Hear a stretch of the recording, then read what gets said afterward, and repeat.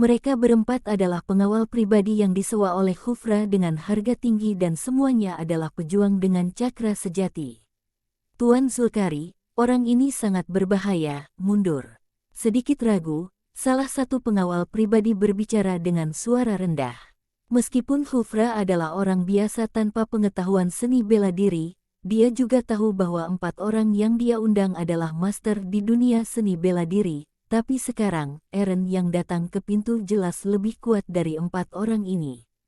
Namun, dia tidak merasa takut, sebaliknya dia maju selangkah dan berkata, "Aku tidak tahu apa tujuan kedatangan Tuan Brown ke sini."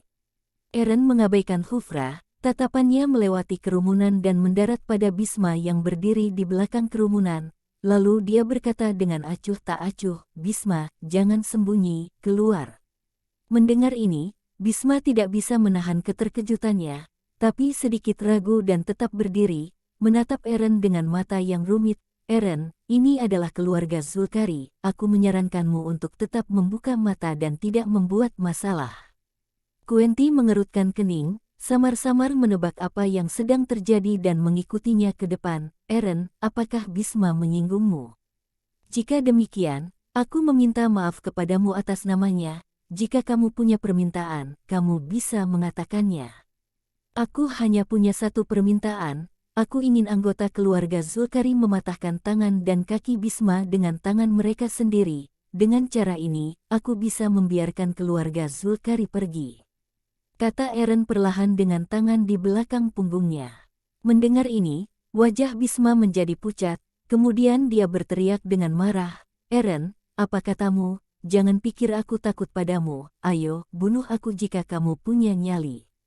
"Membunuhmu?" Eren tersenyum, "Membunuhmu sebenarnya lebih mudah daripada membunuh semut, tapi aku tidak akan membunuhmu, aku ingin kamu hidup dalam penyesalan sepanjang hidupmu." Mendengar ini, Kuenti dan anggota keluarga Zulkari merasa sangat marah, nada pemuda di depan mereka terlalu gila.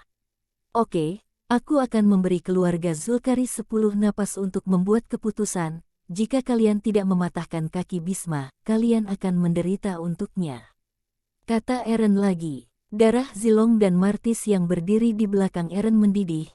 Guru benar-benar mendominasi. Keluarga Zulkari adalah salah satu keluarga terkaya di Maritis, tapi sekarang dia mengancam mereka secara terbuka. Tidak perlu 10 tarikan napas. Khufra benar-benar marah dan berkata dengan dingin, "Aku tidak bisa melakukan ini, tapi aku ingin menasihatimu, keluarga Zulkariku tidak mudah diprovokasi." "Baiklah."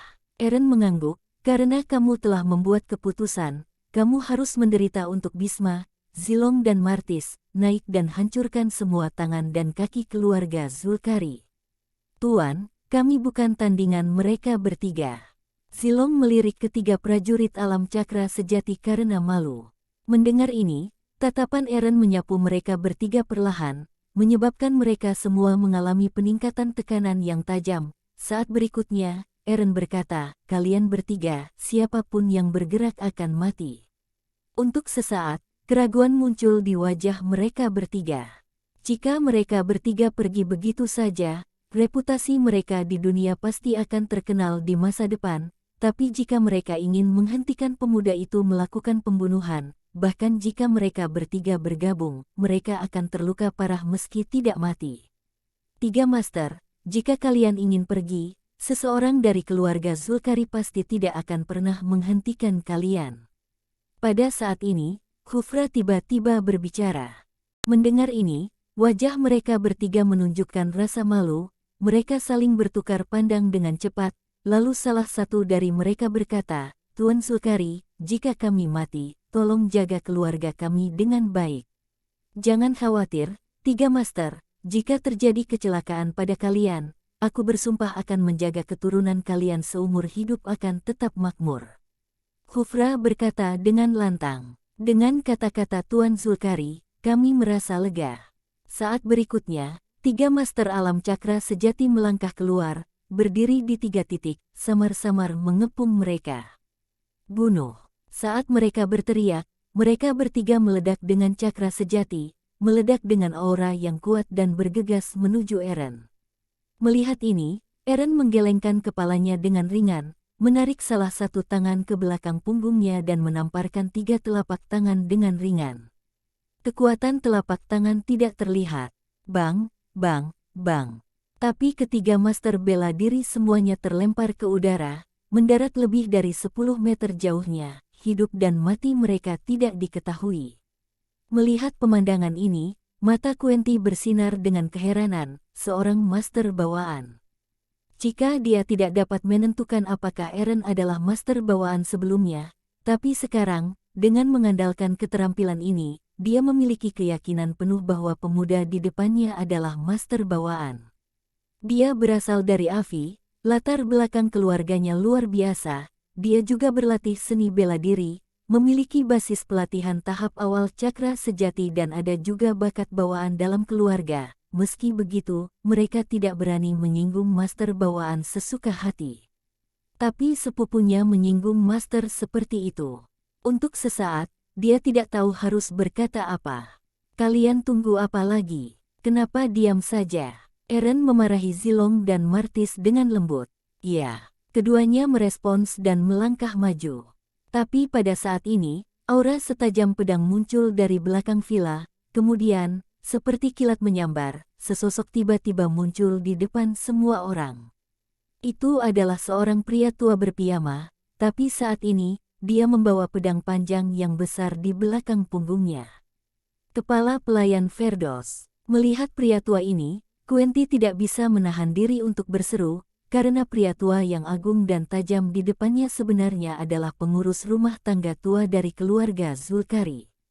Maurice juga cukup terkejut, tapi Khufra tampak cukup tenang, seolah dia tahu bahwa pengurus rumah tangga tua itu adalah seorang master. Junior, keluarga Zulkari bukanlah tempat di mana kamu bisa bermain-main. Demi pelatihan yang tidak mudah, kamu bisa pergi jika mematahkan lenganmu, aku bisa mengampuni hidupmu.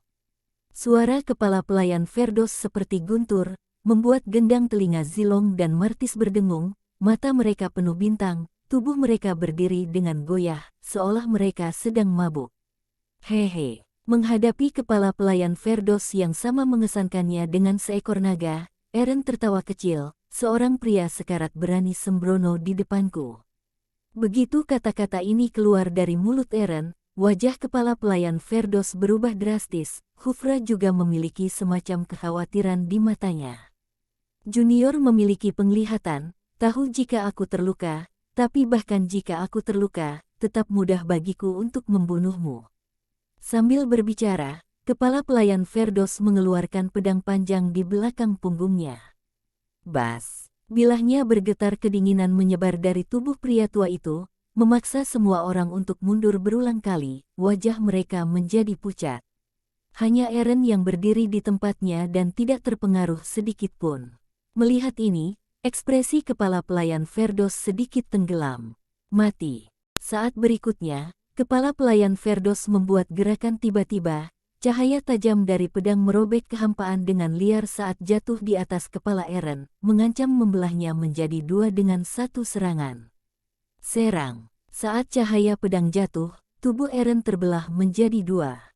Melihat pemandangan ini, kepala pelayan Ferdos tidak bisa menahan diri untuk sedikit terkejut, tapi segera, dia menemukan bahwa tubuh Eren yang terbelah tidak memiliki darah yang keluar. Dia segera mengerti bahwa apa yang dia potong hanyalah bayangan. Benar saja, beberapa meter jauhnya, sosok Eren muncul lagi. Bunuh. Aura dan niat pedang kepala pelayan Ferdos melonjak, melesat seperti aliran cahaya. Pedang panjang raksasa di tangannya menebas satu demi satu, membentuk tornado cakra pedang di kehampaan. Mengoyak dan mencekik, dalam sekejap, Eren tercekik berkeping-keping. Tapi tidak lama kemudian, sosok Eren muncul di tempat lain. Bajingan. Kepala pelayan Ferdos mengutuk, pedang panjang di tangannya menebas, cakra pedang yang menakutkan meluap darinya dan ditembakkan dengan keras. Tampaknya mengenai Eren, tapi sebenarnya itu adalah bayangan yang ditinggalkan oleh Eren. Selanjutnya, kepala pelayan Ferdos terus menyerang. Di bawah ledakan cakra pedang, lubang muncul di halaman villa, tapi Eren seperti hantu, tidak peduli seberapa cepat atau kuatnya cakra pedang lawan, bahkan tidak bisa mengenai sudut pakaiannya. Setelah puluhan gerakan, Tubuh kepala pelayan Firdaus tiba-tiba terhuyung-huyung, wajahnya memerah. Huek, seteguk darah menyembur keluar dari mulutnya, menyebabkan tubuhnya bergetar beberapa saat. Puff, pedang panjang itu jatuh ke tanah. Mengandalkan penyangga pedang panjang itu, dia tidak jatuh ke tanah. Melihat pemandangan ini, ekspresi wajah Khufra menjadi sangat jelek, dia menjadi semakin ketakutan di dalam hatinya. Pada saat ini, Eren berkata perlahan, memalukan bagi keluarga Firdaus untuk mempraktikkan saber iblis darah keluarga Firdaus seperti ini. Aku tidak tahu apakah Kenpachi akan marah padamu jika dia masih hidup. Mendengar kata-kata Eren, wajah kepala pelayan Firdaus sangat bingung. Siapa kamu? Eren melanjutkan, seolah dia sedang berbicara pada dirinya sendiri. Ada 9 jurus dalam teknik saber iblis darah dan mereka lahir dari jurus bertarung di medan perang. Oleh karena itu, setiap jurus mengandung banyak amarah dan cakra membunuh dan ini adalah tentang memiliki aura yang tak terkalahkan, tak henti-hentinya menentang maut. Berbicara tentang ini, Eren melirik kepala pelayan Firdaus, kamu telah berlatih teknik saber iblis darah bentuk ke-8 dari pertempuran berdarah, tapi karena kamu belum pernah berada di medan perang, kamu tidak memiliki konsepsi artistik tentang tak terkalahkan dan tidak mementingkan diri sendiri di dalam hatimu, jadi sulit untuk berbaur dengan cakra membunuh ganas yang berasal dari niat pedang. Oleh karena itu kamu tidak dapat masuk ke bentuk ke-9 dari alam tanpa pedang di dunia. Sebagai gantinya, cakra membunuh yang panas di tubuhmu terakumulasi semakin banyak, sehingga melukai dirimu sendiri dan hampir menghancurkanmu. Setelah mendengar kata-kata Eren, ekspresi kepala pelayan Firdaus menjadi sangat terkejut. Pada saat yang sama dia menjadi sedikit lebih tercerahkan, tapi segera, ekspresinya menjadi gelap. Jika dia bertemu pemuda ini beberapa tahun sebelumnya, mungkin dia juga bisa melangkah ke alam tanpa pedang, tapi sekarang sudah terlambat. Pada saat ini, Eren berkata lagi, kamu bersedia memujaku sebagai gurumu, lukamu tidak ada artinya bagiku. Ini, kepala pelayan Firdaus cukup tersentuh, tapi akhirnya menggelengkan kepalanya. Aku menghargai kebaikanmu, tapi keluarga Zulkari telah bersikap baik padaku, jadi aku tidak akan meninggalkan mereka. Eren tersenyum ringan dan menggelengkan kepalanya. Aku memberimu kesempatan ini karena Kenpachi telah menjadi pelayanku selama beberapa bulan dan demi harga dirinya, aku memberimu kesempatan ini. Dalam kehidupan Eren ke-99, negara Afi menghadapi bencana. Kenpachi awalnya adalah bajak laut, tapi ketika memasuki barak bajak laut Jaipan, dia disergap, melarikan diri dengan luka parah dan diselamatkan oleh Eren dalam kehidupan itu. Sementara pihak lain memulihkan diri dari luka-lukanya, Eren telah menunjukkan teknik pedangnya dan di bawah bimbingannya, Kenpachi menciptakan saber iblis darah. Untuk berterima kasih kepada Eren atas kebaikannya, Kenpachi menganggap dirinya sebagai pelayan, tapi melihat bajak laut Jaipan mendatangkan malapetaka di tanah Afi, dengan persetujuannya, Kenpachi kembali ke medan perang dengan pedangnya. Selama 2 tahun terakhir, Kenpachi membunuh sejumlah besar perwira bajak laut Jaipan dan ribuan bajak laut Jaipan tewas di bawah pedangnya.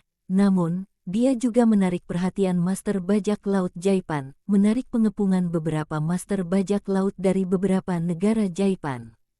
Pada saat itu, Eren sedang dalam pengasingan. Setelah dia meninggalkan pengasingan dan mengetahui kematian Kenpachi, dia sendiri keluar dari gunung dan membunuh semua master bajak laut Jaipan itu. Dia juga mengambil saber iblis darah. Itu disusun menjadi sebuah buku dan diberikan kepada keturunan Kenpachi.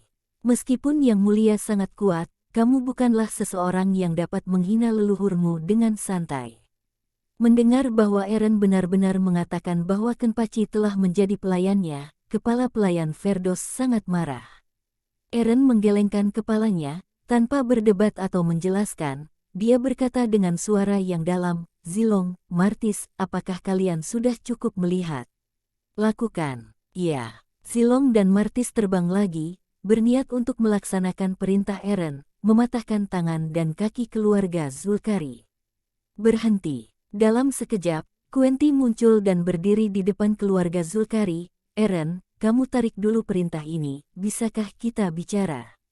Apa? Kamu ingin menghentikanku juga? Eren mengangkat matanya dan menatap Quenti. Tatapan polos itu segera membuatnya merasakan tekanan yang dalam. Jangan salah paham, Quenti berkata dengan cepat, kejadian ini semua karena Bisma, tidak ada hubungannya dengan keluarga Zulkari. Sebagai sepupu Bisma, aku sangat meminta maaf atas apa yang telah dia lakukan. Jika kamu punya permintaan, kamu bisa katakan. Oke, bukan tidak mungkin bagiku untuk membiarkan keluarga Zulkari pergi. Kamu hanya perlu mematahkan tangan dan kakinya, kata Eren tanpa tergesa-gesa. Tiba-tiba, Quenti merasa marah. Apakah kamu tahu konsekuensi melakukan ini? Aku, Eren, hanya melakukan sesuatu untuk kesenangan hatiku dan tidak pernah peduli dengan konsekuensinya, kata Eren lagi. Untuk sesaat, mata Zilong dan Martis berbinar. Mereka merasa bahwa sosok tuan muda di depan mereka begitu tinggi. Ketika Quenti mendengar ini, dia sangat marah dan berkata dengan mencibir, Eren, memang benar kamu adalah seorang master bawaan, tapi bukannya tak terkalahkan, ada master yang lebih kuat darimu, bahkan ada master agung. Jika kamu harus melakukan ini, keluarga Zulkari tidak akan mengampunimu. Lalu kenapa? Eren berkata lagi, kamu. Quenti sangat marah. Segera, ekspresi tekad muncul di wajahnya. Jika kamu ingin menyakiti anggota keluarga Zulkari, lewati aku dulu. Bising. Wajah Eren menjadi dingin. Dia mengangkat tangannya untuk menamparkan. Dengan suara, plak, Quenti dikirim terbang melintasi udara, jatuh lebih dari 10 meter dan pingsan. Melihat ini, Zilong dan Martis bergegas maju. Salah satu dari mereka meraih Khufra dan yang lainnya meraih Mauris. Ketika terdengar bunyi klik, lengan keduanya langsung hancur. Namun, keduanya sangat keras kepala, mengertakkan gigi dan tidak berteriak. Melihat pemandangan ini, Bisma ketakutan, berbalik dan melarikan diri. Dasar anak nakal, mau lari kemana kamu? Melihat ini, Martis bergegas maju, menebas Mauris hingga pingsan, lalu mundur lagi, berniat untuk terus mematahkan lengan Mauris yang lain. Berhenti. Pada saat ini, terdengar ledakan teriakan. Kemudian sesosok tubuh melintas, seperti angin puyuh yang bertiup. Zilong dan Martis terlempar ke belakang berulang kali. Melihat lengan patah Khufra dan Mauris, ekspresi Leonard sedikit tenggelam. Dia menoleh untuk melihat Eren. Mari kita berhenti di sini. Pada saat yang sama, sebuah mobil masuk ke villa. Yabes serta Yolanda keluar dari mobil. Teman kecil, apakah kamu baik-baik saja? Yabes datang dengan cepat dan bertanya dengan prihatin. Terima kasih Tuan Omurize atas perhatianmu, aku baik-baik saja. Eren berkata dengan ringan. Semua karena ketidakbergunaanku orang tua sepertiku, sehingga membuatmu menderita. Yabes berkata dengan malu. Tidak apa-apa, mereka saja tidak bisa menyakitiku. Eren berkata dengan acuh tak acuh. Tiba-tiba, wajahnya sedikit gelap. Tuan Omurize, apakah kamu juga di sini untuk menghentikanku melakukan sesuatu?